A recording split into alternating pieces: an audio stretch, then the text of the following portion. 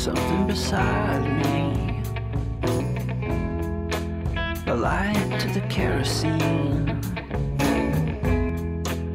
and the places aren't real anymore, and the faces don't say anything, in the silent light of the mind-blown sphere. It's a game, Devil's Chess Club. Devil's Chess Club.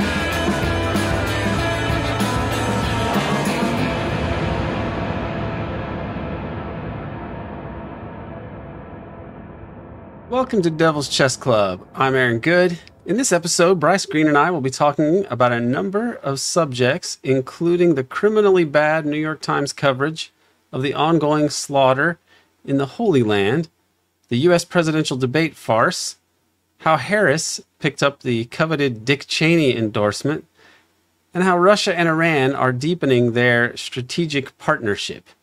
Then we get into the anniversary of 9/11 and MAGA's new strange and conspiracist Résistance spectacle. Devil's Chess Club is part of the American Exception podcast. If you want to see this episode in its entirety and have access to, in my biased opinion, the best podcast collection of deep political and historical analysis, please subscribe to the American Exception on Patreon. The URL is patreon.com/AmericanException. A link is in the show notes. If you can afford it, please subscribe. The more subscribers we have, the more we can do. So please do subscribe to the American Exception podcast on Patreon. Whether you can subscribe on Patreon or not, please kindly like this video and subscribe to this American Exception channel. Thank you.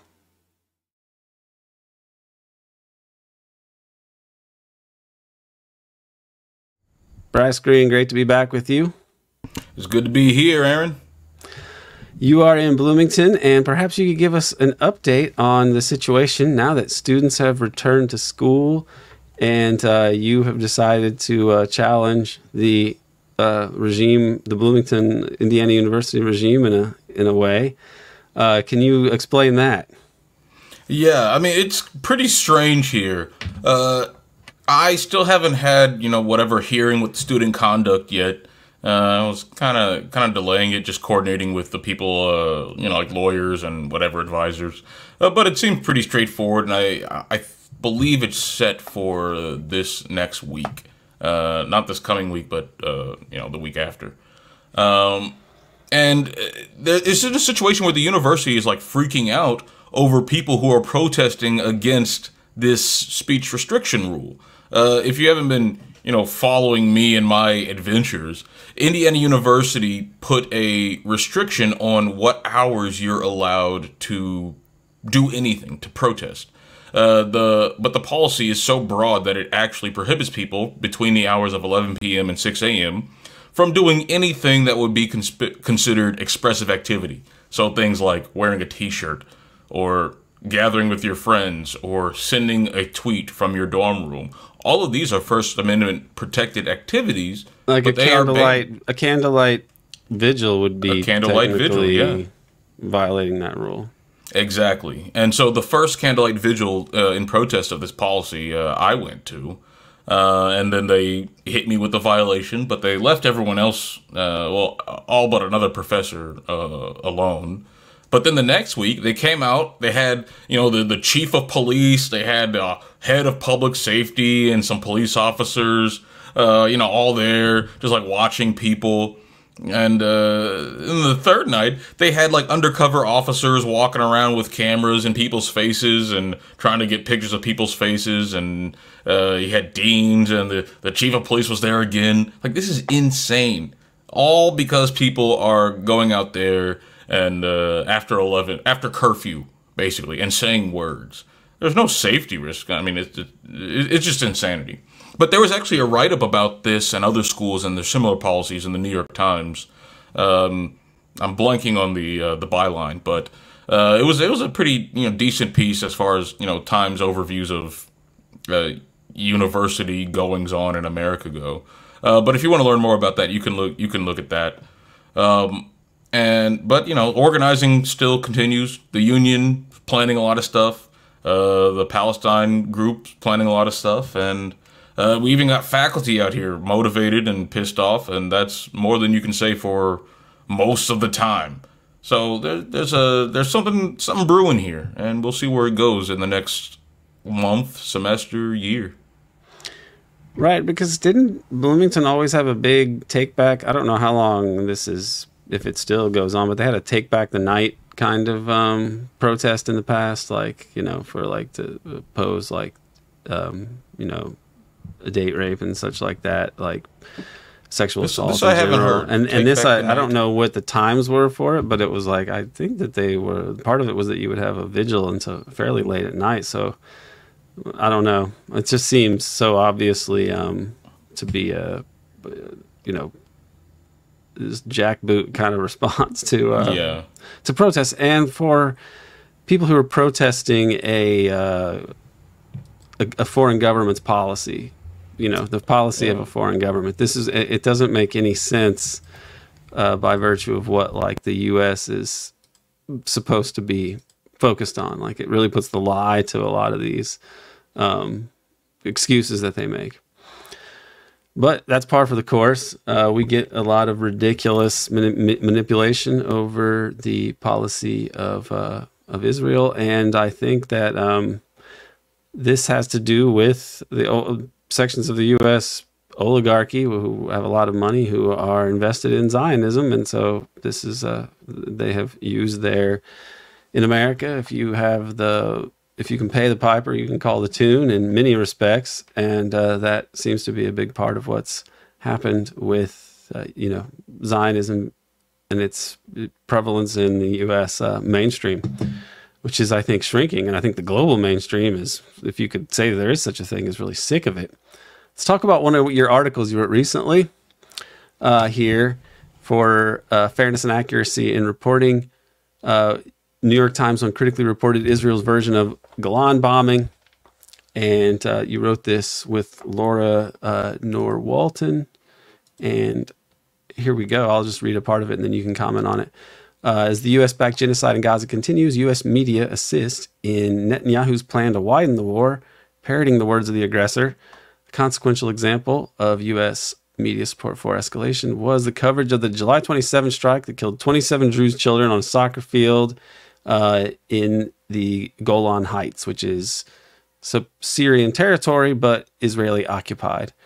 And Israel and the U.S. immediately blamed Hezbollah for this, citing Israeli intelligence reports of an Iranian Falak 1 missile being found at the soccer field. Despite eyewitnesses just saying it was an Israel missile, Iron Dome missile, the Times insisted on spotlighting Israeli and U.S. claims rather than genuinely assessing the facts on the ground. July 28, they published fears of escalation after a rocket from Lebanon hit soccer field.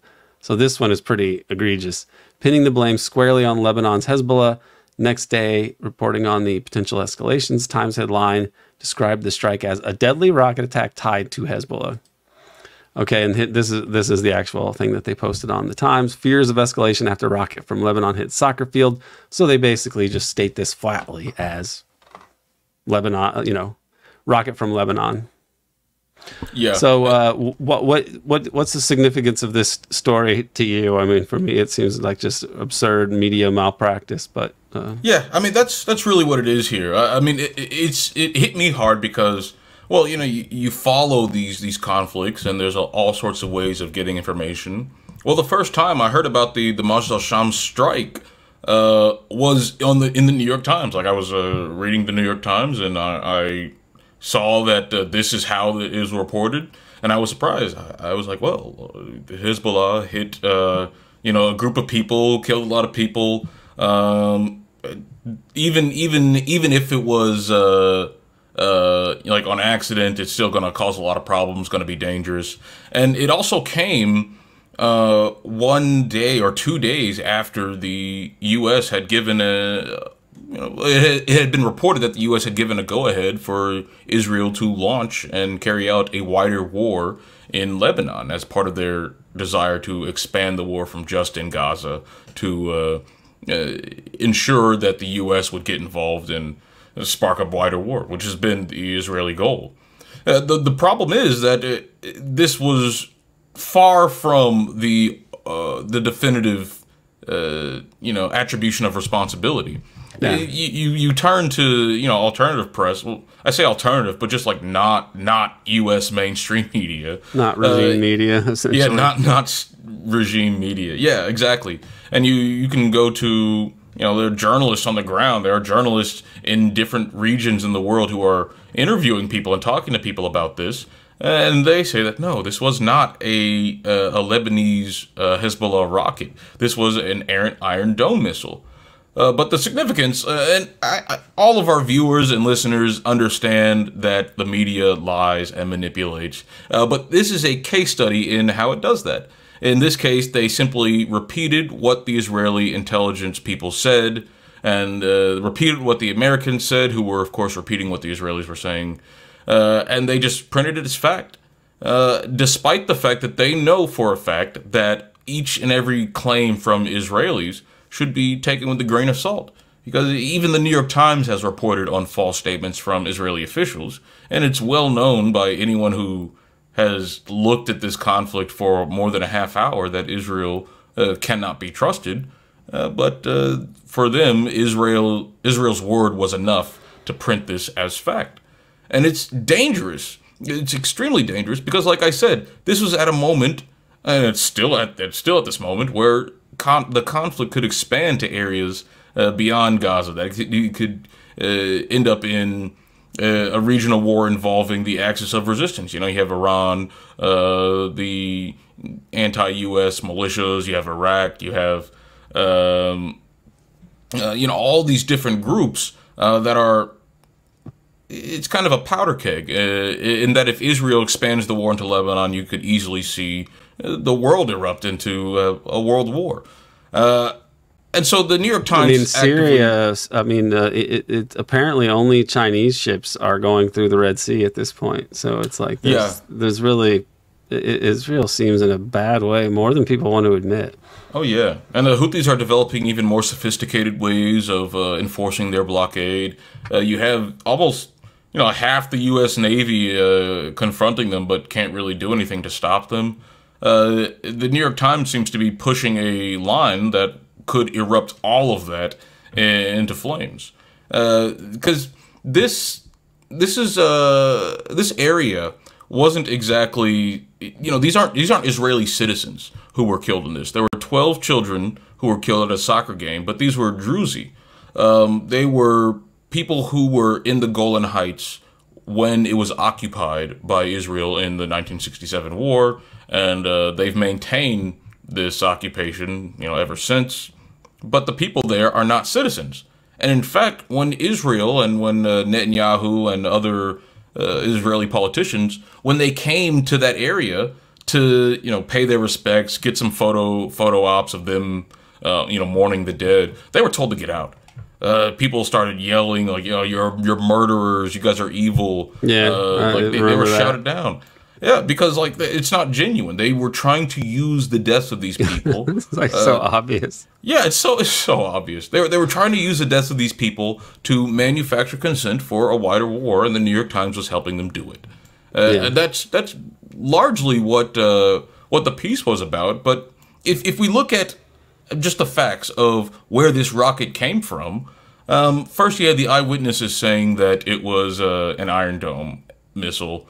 An errant Iron Dome missile. And then you have the fact that even in this area, there were reports of Iron Dome missiles, failing and falling on random areas. But then you have the open source intelligence community. There's a researcher named Michael Cobbs who was doing some serious analysis of the video evidence and the sound evidence. And, it's kind of complicated, but it's pretty easy to follow. That the Falcon 1 rocket that Hezbollah uses. What's the name of the rocket? Falcon 1. Okay.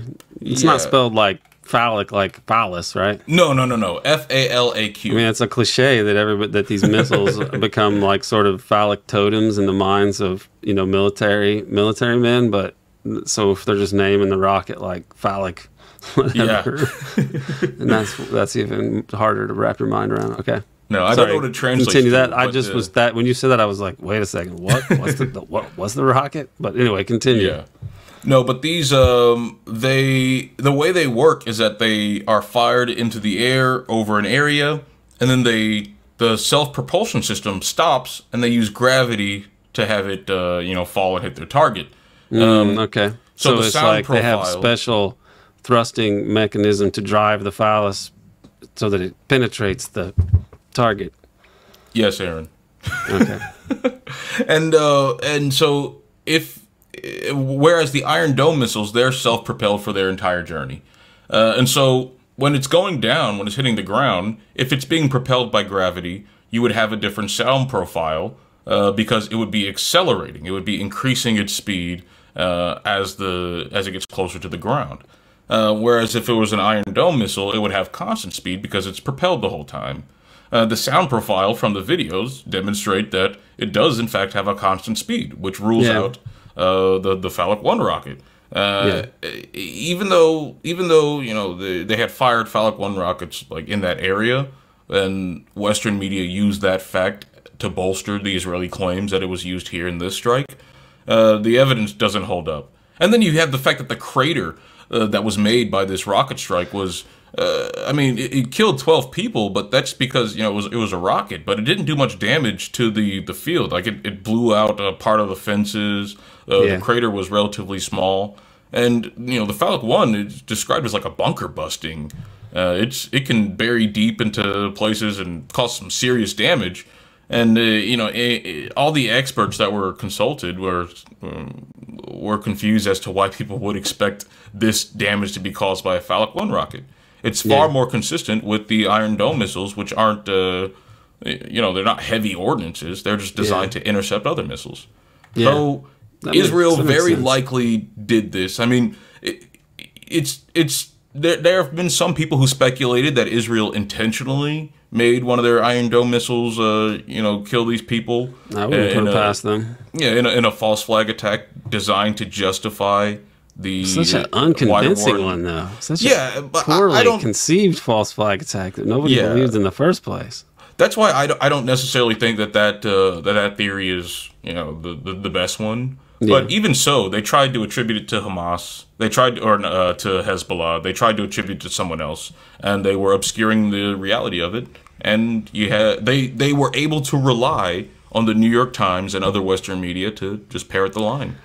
Yeah, it seems that any pronouncement made by an Israeli official, if the media operated on the basis of any kind of reason and logic, that any statements made by Israeli officials would be considered to be lies until they were proven to be true, by a preponderance of evidence, right? Like it's just the fact that he would put these pronouncements, these flat assertions in the headlines it's beyond Orwellian. It's terrible. But speaking of beyond Orwellian, let's take the show to the presidential debate, which you watched, Bryce, and I read about.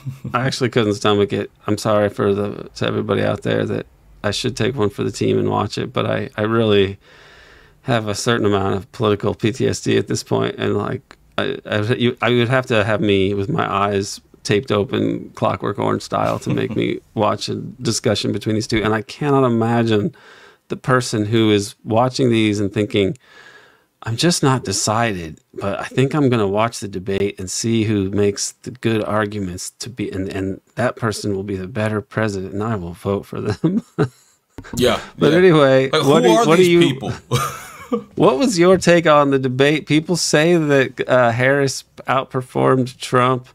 And I don't know, do you think that that's really true, or do you think it was a wash, but then the media is going to spin it because she's a better look for the empire, or what? What do you think? I mean, I really, the way you judge presidential debates, once upon a time, maybe even 10 years ago, you could judge a presidential debate based on, the temperament and how someone presents themselves.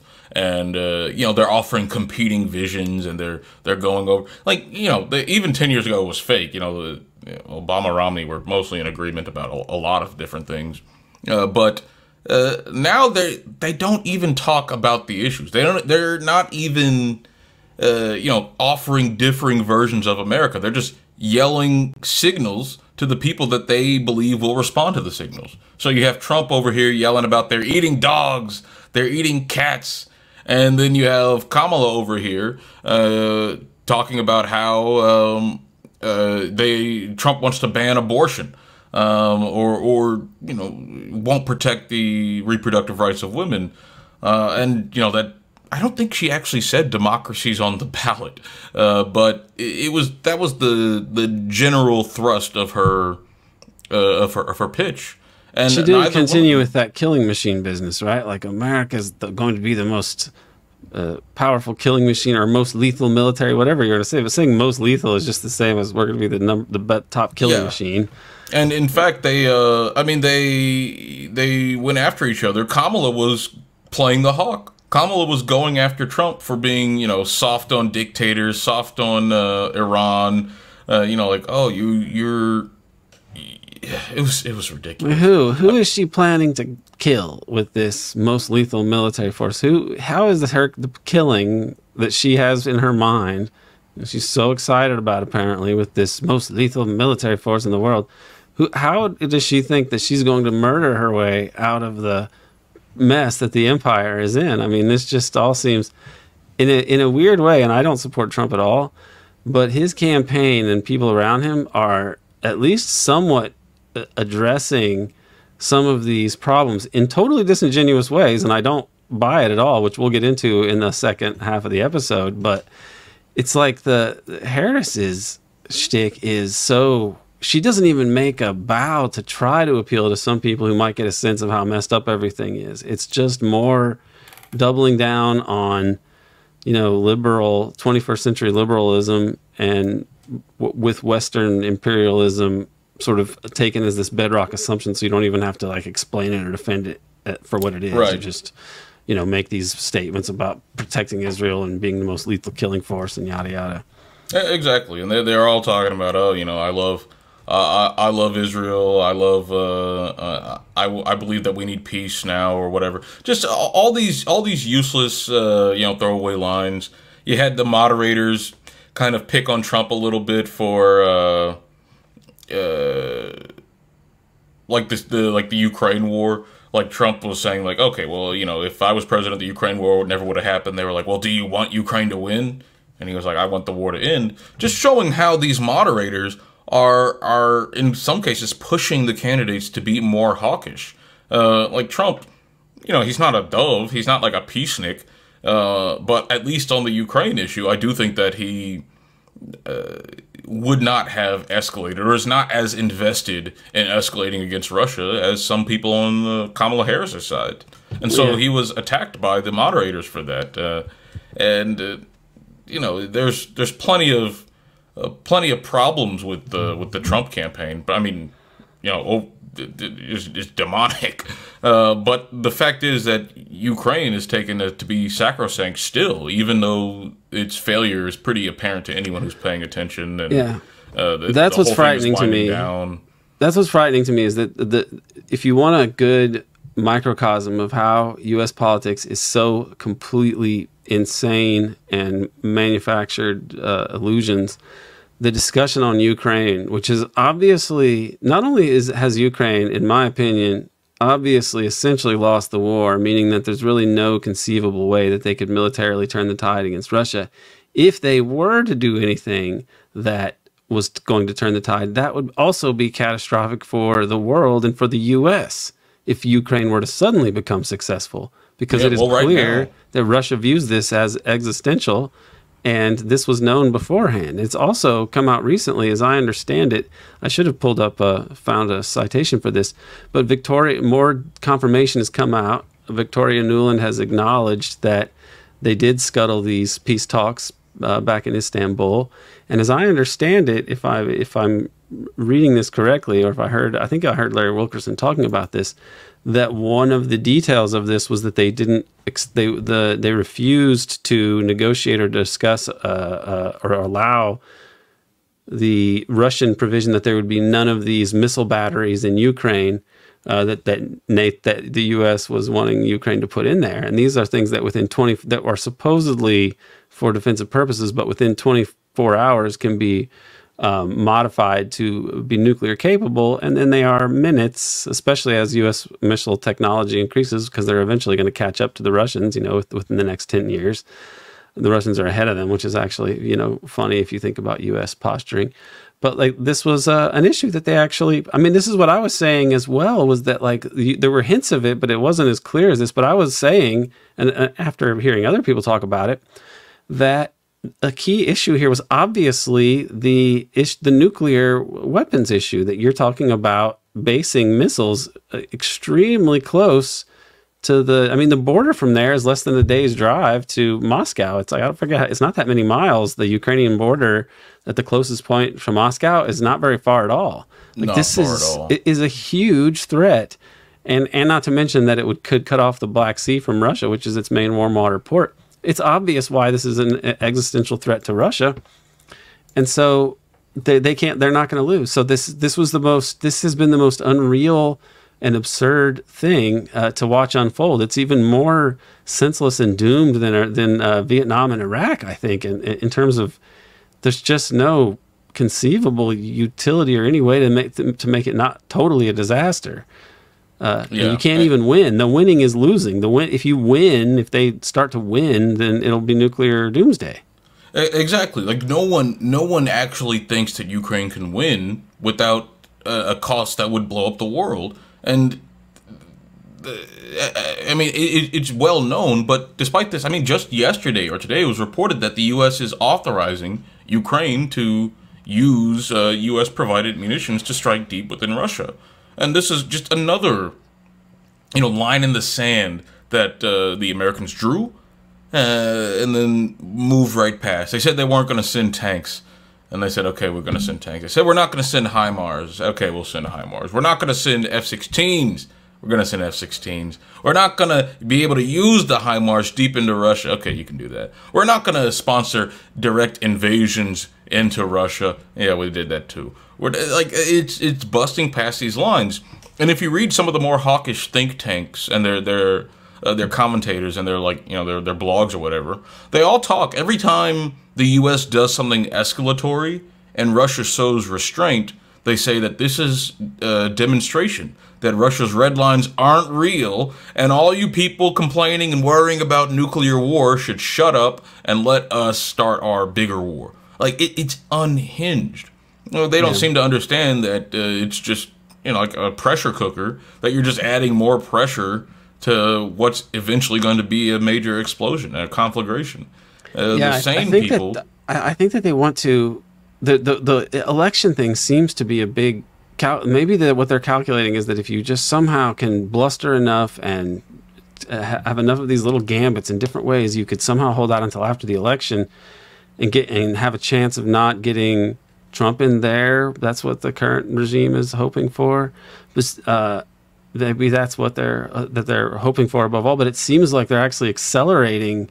That Russia's response has just been to accelerate the military campaign, and I would wonder if they will last to the election at this rate. I think they're going to last long, just because Russia doesn't seem to be doing any massive, major military thrusts. They've just been grinding down the Ukrainian forces slowly but steadily. Like, you saw it in the run-up to in Bakhmut, and then, a few months later you had a battle for Avdiivka.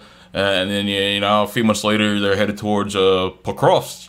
But these are, pretty close together geographically. But the fact that Ukrainian defenses are being ground down, they're unable to replace the frontline people. In fact, there was just a report from a Ukrainian general who was talking about how, 2/3 of people are, leaving their position. Recruits are leaving their positions because they don't think that they're scared. They're horrified. They've been trained for 2 weeks after being abducted from their families, and then they are thrown on the front lines. Some commanders are talking about how no one actually wants to shoot like they'll fire above the heads or they'll drop their weapons and run away. Like they're not going to win this war.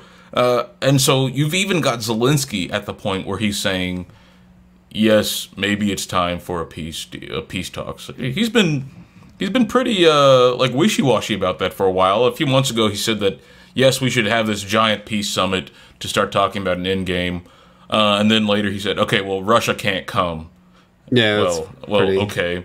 But I think the French president, Macron, he mentioned that Zelensky had indicated to him that they are willing to have a real peace summit with Russia, which seems to indicate that the Ukraine operation is coming to some sort of close.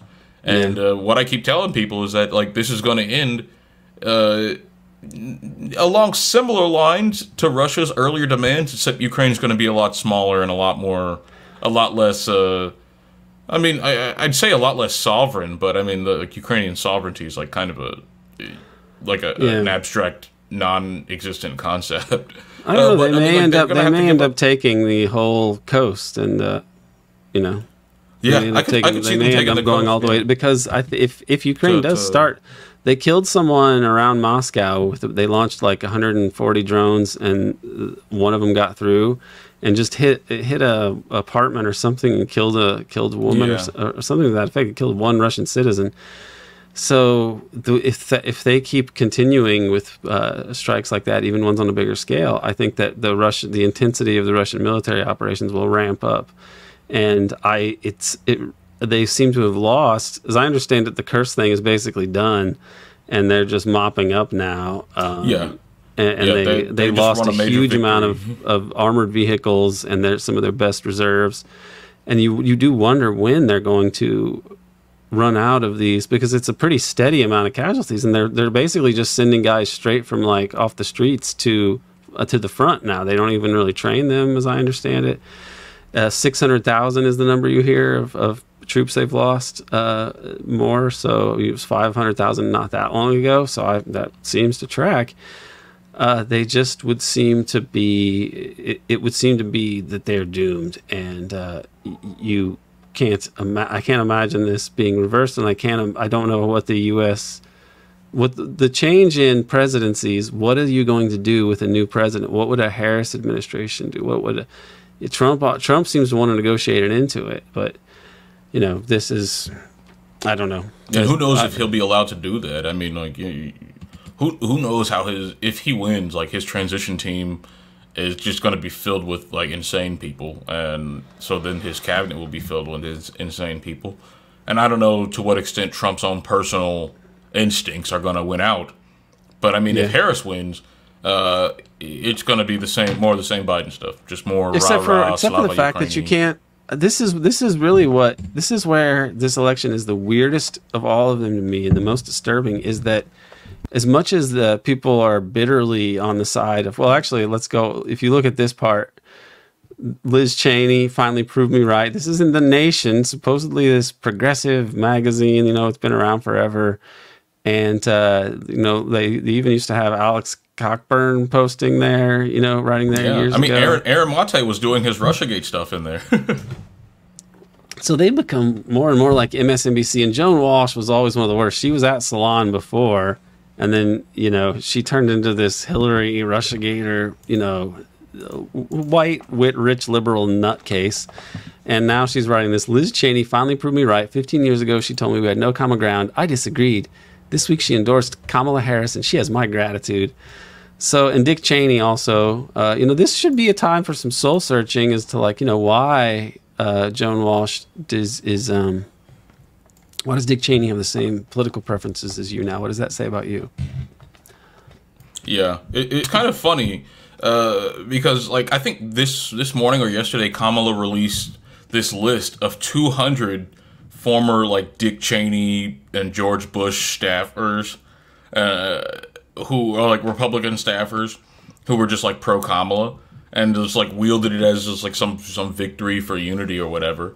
But, I mean, what it's telling me is just that it's always been an oligarchy, and these people who have, you know, some of the most blood on their hands, like, in the entire world, quite literally in the entire world, are now coalescing around the so-called ceasefire candidate, the progressive candidate. Like, all that should just show how captured the duopoly is and how hopeless it is for any sort of meaningful political change.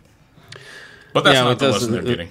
Yeah, no, I mean, it's what is remarkable about this is that Trump speaks about ending the forever wars or what, and so on. He poses as an opponent of imperialism in a sense, and he's kind of absorbed the RFK, some of RFK's supposedly anti-corporate stances, but in the different aspects of RFK style populism that he's tried to absorb. But what if you go? How is this congruent at all with Trump getting $100 million from Adelson, for example? Okay, it doesn't, because Trump and RFK both will say like, oh, these neocons are terrible, but RFK is pro hardline Zionism, and Trump had people like Bolton, as part of his White House, so you don't get more neoconservative than that. It doesn't make any sense. But it also, I feel that regardless of which person is the president, and regardless of how close they are to Israel or how much they owe to pro-Israel people or how much dirt, the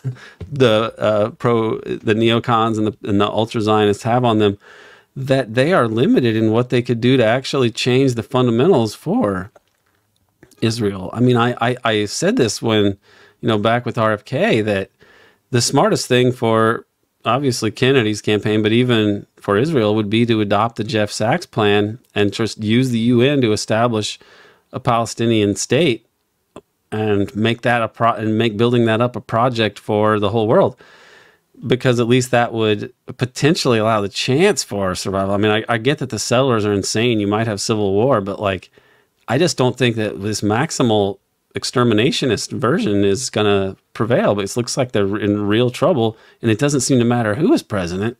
And if you're going to do something drastic, may as well do it now and have nuclear war. But that's actually what kind of scares me day to day, is that they're going to realize like it doesn't really matter who's president, because we're going to have this war, or otherwise we're going to have to suffer the ultimate catastrophe, which is not running the world in a post Whitey world.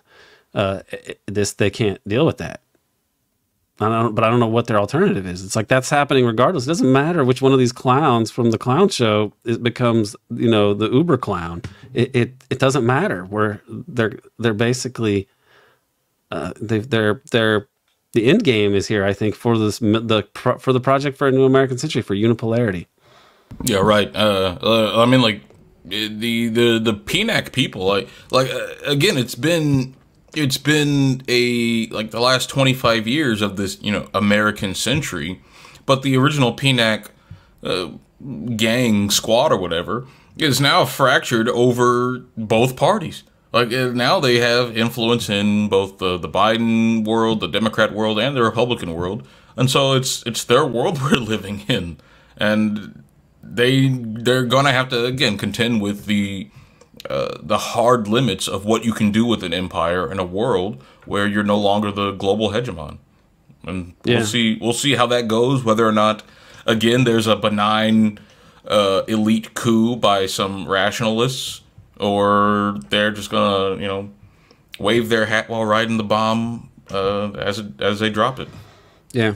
I think they'll be down in a bunker somewhere, but I don't know that that's going to be so awesome either, if it were to come to that. Another thing here in this vein of like the decline of U.S. imperialism and all the forces that are kind of arrayed against it. This piece from The Cradle: Russia puts finishing touches on a new interstate agreement with Iran. So this is like what the U.S. is facing here, and what the U.S. has brought upon itself. This is just a short summary here. The Russian Security Council Secretary Sergei Shoigu revealed on the 10th of September that the Kremlin is close to completing the required procedures to sign a new bilateral treaty with Iran. We're ready to expand cooperation between our security councils, keeping an eye on the practical implementation of top-level agreements, Shoigu said. Hope to sign a new framework interstate agreement soon, finishing domestic procedures necessary to prepare documents for signing by the presidents. So this is apparently something that does deal with security issues and military issues. I mean, they're trading things like barter, basically, like Russia sends them wheat and other products that they need, and then Iran has been making all these drones, and so they send them to Russia, for the war effort. There's also been all this military equipment, air defense systems that Russia's been flying into Iran since the Israeli assassination of the Hamas negotiator. So there's a lot of cooperation here, and if they were to play, I mean, the U.S. places countries like Japan under their nuclear umbrella and so on, and Germany. There's really nothing to stop Russia from putting nukes in Iran and having a military alliance with them. Well, I mean, by the U.S. standards, as much as they say you're free to join any alliance you want, it's not like the U.S. could even make the case that Russia does with Ukraine that, hey, this is our backyard. It's not our backyard. So this seems to be part of Putin's strategy and the Russian strategy, which you assume is also coordinated with China, that they've been building up these places. I mean, it's scary because Russia actually has a pretty efficient military production. I mean, they're beating a NATO army right now, a de facto NATO army. What's the U.S. plan to counteract this? Yeah, I mean, this falls in a long line of post-Ukraine war realignment. I mean, you had just 5 years ago, Russia was part of the SWIFT system. They were still on the table of negotiating along the Minsk agreements in Ukraine. You still had tensions between Russia and China that could be exploited, and that the think tanks were talking about exploiting. Same with India and China, India and Russia. And of course, the whole BRICS bloc, it was a lot less, unified. But come the Ukraine war, come the American dictates for sanctions against Russia, now with the Belt and Road Initiative, other countries can refuse the U.S. and to put sanctions on Russia, and still have an opportunity for a way to develop their countries. So all of that shock has pushed all these countries together. You started seeing almost immediately. You saw Russia and China sign a memorandum of understanding between their two militaries. You saw Russia announce partnerships with places like Cuba and Venezuela to enhance their military. You saw agreements between China and India, between Russia and India. All these different bilateral military agreements. I don't think there's been one between China and Iran yet, but I might be missing something. I think I've heard statements and stories about how China would intervene to uphold Iranian sovereignty, or to like in the event of an attack. Yeah, something to that effect. So I think that there's some understanding that Russia and Iran and China need to be, have some connections to prevent any of them from falling. But especially, Iran is kind of vulnerable because they're in a particular situation there, vis-a-vis the imperial beachhead that is Israel, which comes to take on more properties than just being a beachhead. But you get what I mean. Yeah. And so all these countries are coming together, and we're going in the next 5 years. We might even see a formal announcement of some military alliance. Yeah. Now, this is just me speculating. I don't know if that's what people are talking about. It's someone like a Pepe Escobar might have more a closer idea about what. Basically, the BRICS could make something like a League of Nations. You know what I mean? They could have a League of Nations kind of treaty where you cannot violate the sovereignty of other nations. I mean, the reason the League of Nations never worked, and the reason you couldn't really outlaw war that way, was because the U.S. didn't. In Congress, they made the case that it would be too much of a restriction on U.S. sovereignty, and it was imperialists who made that argument, like Henry Cabot Lodge. It's not that Woodrow Wilson wasn't an imperialist, but he thought that this was a better way. Woodrow Wilson probably wanted something like the UN, where eventually, the U.S. signs the UN and ratifies the UN Charter, and they're not supposed to fight wars, but they just do it anyway because who's going to tell the U.S. to stop? I think that was the difference, where Woodrow Wilson wanted something like that, and then the other conservatives at the time didn't even want to sign a treaty to that effect. People like Henry Cabot Lodge. So this is. But it seems like the BRICS could do something like that, where they're basically saying that it's a mutual defense treaty. I mean, that's what the League of Nations was basically supposed to be. It was like NATO for the whole world, where like a mutual defense treaty for the whole world, essentially, you couldn't attack other countries. That was a part of it. And so, yeah. And keep in mind, like, the empire is also watching this happen. I don't know to what extent they understand it, but that's going to play into their calculus about how they play their cards over the next 5 years. That's why it might actually be useful, because it would make it very clear that there is no benefit from, starting any other kind of preemptive war, that the Wolfowitz doctrine is going to have to be abandoned, the Project for a New American Century is going to have to be abandoned. And in the background of all of this, you're going to have de-dollarization continuing or accelerating, and that's going to erode the monetary, economic, Rumpelstiltskin basis of the American political economy, the U.S. management of global capitalism. These things seem to be kind of inevitably approaching. Now, for subscribers, we're going to be getting into a couple extra topics here. One of them is going to be 9/11, and the other one is going to be this Rescue Republic phenomenon. So we'll talk about that now, if you're a Patreon subscriber.